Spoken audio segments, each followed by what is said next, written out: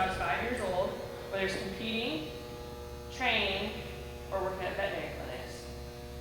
From experience, I know they can be sometimes unpredictable and even dangerous. But today I'm going to tell you the basics of horse safety by learning 3 tips: reading a horse's body language, approaching a horse correctly, and knowing how to give tack and treats correctly. First, let's discuss reading a horse's body language. There's 2 danger zones on a horse. The first one is this zone. The horse can kick you back here, so there's 2 ways we should walk properly around them. Either you walk way far out, so if that horse ever kicks you, if he goes to kick, he can't reach me.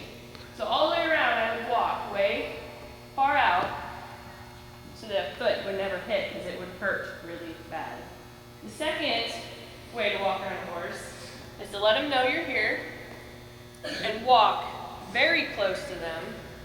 So if he goes to kick, he can't get any power to kick me. He would just kind of tap a little bit and it would hurt that bad. But if I was standing here and he goes to kick, it would hurt your leg and probably leave a really big bruise or break it. That's the first danger zone. The second danger zone on a horse is in the front of them. That's where the front legs are, and that's where the teeth are. So, we should never stand directly in front of a horse, because if something back there scares him, where's he going to go? Right on top of you, and probably squish you. So, you never want to stand directly in front of them. They could also strike with their front leg and kick you from the front, or if the horse is not very nice, they could reach over and bite you. So, you always want to stand at a 45-degree angle to the horse. So if he goes to kick me, he can't throw his leg out to the side, he can only throw it forward. And if something scares him from behind, he'll jump forward and I won't be in the way. Or if he goes to bite, he'd have to turn his head all the way around to bite, and I can see it coming and push him away. So now that we know the danger zones, certain body parts of the horse will let you know their attitude. So let's say you're at the playground and one of your friends takes your toy and won't give it back. And you ask nicely, hey, can I have my toy back? And they won't give your toy back. So what do? You get mad, don't you? So how did their friend know you're mad? Most of us cross our arms, stomp our feet, take off running, go tell the teacher that, hey, my friend won't give my toy back. Horses give us the same body language by telling us they're not happy with us. According to an article written by Les Elnow in 2001, it said horses communicate with their head height, the direction of their ears, their mouth, and the rest of their body. So, if a horse's head is really high up in the air, usually means he's scared or really watching what's going on and could jump around and trample you. If his head is nice and low, it means he's calm and relaxed and you can approach and pet them and you shouldn't get hurt. The direction of their ears, if a horse's ears are forward, he's paying attention to what's going on over there and not paying attention to you. So if you come up and he's looking over there, you could scare him and he could kick out at you. If one ear's forward and one ear's back, he's paying attention to something over there and something over there. So he's really not paying attention to you. If a horse's ears are like his, see how they both out to the side like that? Or they're kind of hanging back a little. He's comfortable, he's relaxed, he knows you're there and comfortable with you being there, so you're safe. But if the horse's ears are way flat back like this, he's mad. Horses, you should never approach a horse with both ears flat against his head, because they will probably bite or strike out at you. So now that we know how to read a horse's body language, let's move on to another important safety tip, which is approaching a horse correctly. Let's imagine you're riding your bike down the sidewalk, and all of a sudden, a big, black, hairy dog runs out of your neighbor's yard, and it's barking and growling at you.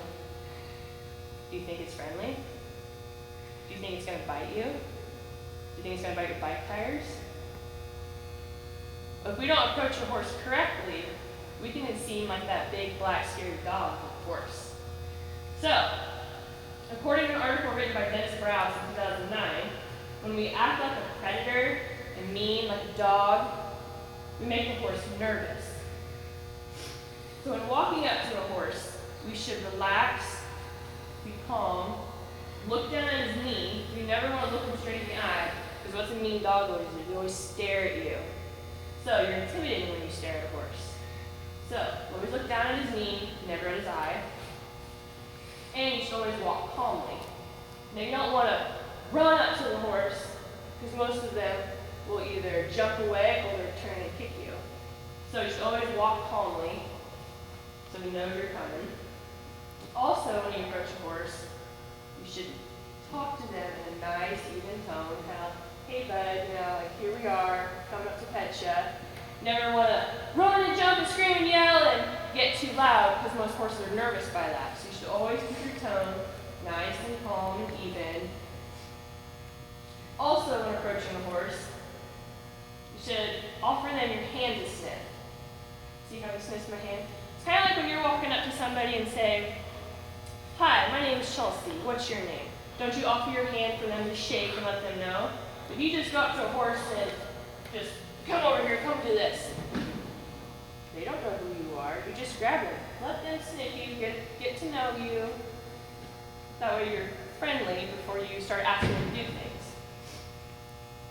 We should always approach the horse at his shoulder, because again, we want to stay away from our danger zones. So if we approach at his shoulder,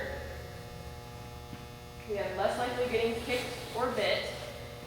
And also, horses have a blind spot away from, directly in front and directly behind. Where are our eyes? Our eyes are in the front of our heads. Where are our horses? On the sides. So you can only see one of his eyes, the other one's on the other side. So when you're standing in front of a horse, right now he can see me, but the closer I get, he can't see right here, because his eyes are out here. Unlike us, our eyes are right here, we can see directly in front. So if you're standing directly in front of a horse and approach him and he's not paying attention, he's gonna spook and jump because he can't see you're there. And that's like if we're approaching a horse that's out in the pasture and you're going to catch him, and you come up behind him and he's got his head down grazing, do you think he can see you? No. So if I come up and say, hey rascal, what do you think he's gonna do? Yeah, he's gonna jump, or guess what he's gonna do? He's gonna kick, and that's gonna hurt. So, now we should always approach at the shoulder, touch them, let them know you're there, let them sniff you, get acquainted before you grab them and do something with them. That way you're more likely to stay safe. Okay, now that we know how to correctly approach a horse, our third safety tip is how to use tack and treats correctly.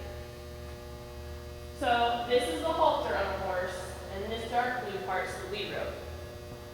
So when you're putting on a halter to a horse, your hand should never be in here like this. So if I'm trying to get him to go somewhere, I should never have my hand like this, because if he spooks and he pulls his head back, guess what happens? All of that rope tightens on my hand, and I can't get out of it.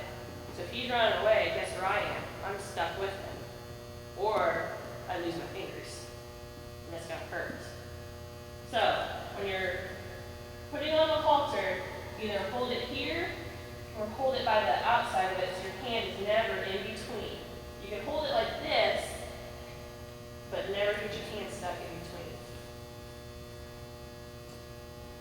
When you're putting on the halter, you don't ever want your head directly above the horse.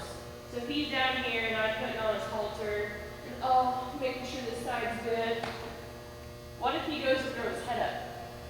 Where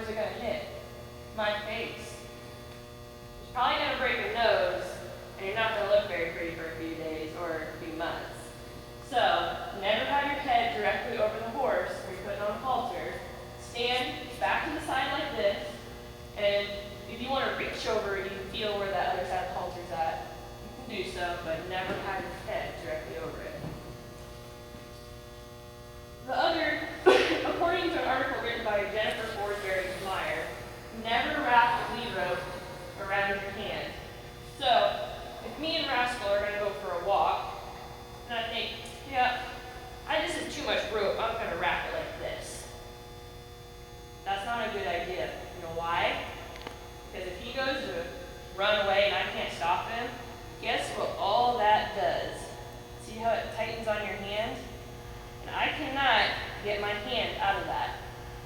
So if he's running and I can't stop him, I'm going along with him for the ride. And you're gonna end up getting hurt because if you drug along with him, could even result in dying. So you never want to wrap around your hand, your arm, loop it around your neck, like, oh yeah, we're just going for a ride, and just going like this. You just pull you right off your feet and you drug. So, if you're holding the lead rope, you should fold it like this. So you're holding all of the coil like in one hand, but it's never wrapped around my hand. Or you hold it in two hands. That way if he goes and runs, I just drop it. I don't get caught in it and drug with him. Now, feeding a horse can also be dangerous. Say you go out to the pen and it's feeding time, and you're going along with your friend, and they're giving hay and grain to their horses, and it's like, it's feeding time. What do we do when we're hungry? Yeah, Mom made supper. We're running downstairs. We gotta wash up, guys. And, you're always running to the bathroom to meet your brother or sister because you want to wash your hands first. You're getting to the table first. It's a race. You always want to win, right? Well, that's what horses do. When you feed them in the bump, they're running and getting happy too because mom's feeding us, guys. They're running. Well, most horses that run, they buck, they kick out. They're playing, having fun. It's like us running, but they're a lot bigger, and when they kick out, it hurts a lot more. So, if you're with somebody that's feeding horses and they start acting like that, get out of the pen or never take your eyes off that horse. So if they're running around bucking, you can stay away from them and not get kicked. And then, most horses like treats, right? Like carrots, apples, or cookies. Well, according to an article written by Jennifer Cordray-Meyer, we should never have our fingers up and give a horse a treat. Always have your hand flat. You know why? So they can't bite. Horses grab their food with their lips. So you've got big old lips here, and his teeth are back their ways.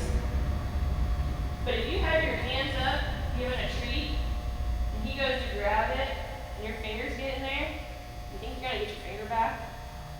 No, it's gonna hurt. It's gonna come off probably. So, when giving them a treat, always have your hand flat, and when they grab it, what you feel is them is their lips touching. Like, see his lips are moving right now? Just lay your hand flat, and see how he takes it? Do I have all 5 fingers still? You sure? So now that we know how to put a halter and use a lead rope correctly, and we know how to give food correctly, we should be pretty safe around horses. I hope that the next time you get the opportunity to be around a horse, you'll remember my 3 tips of reading a horse's body language, approaching a horse correctly at the shoulder, and using tack and food correctly. Horses may seem big and scary, but if you have the right tools to stay safe, they're a lot of fun to be around.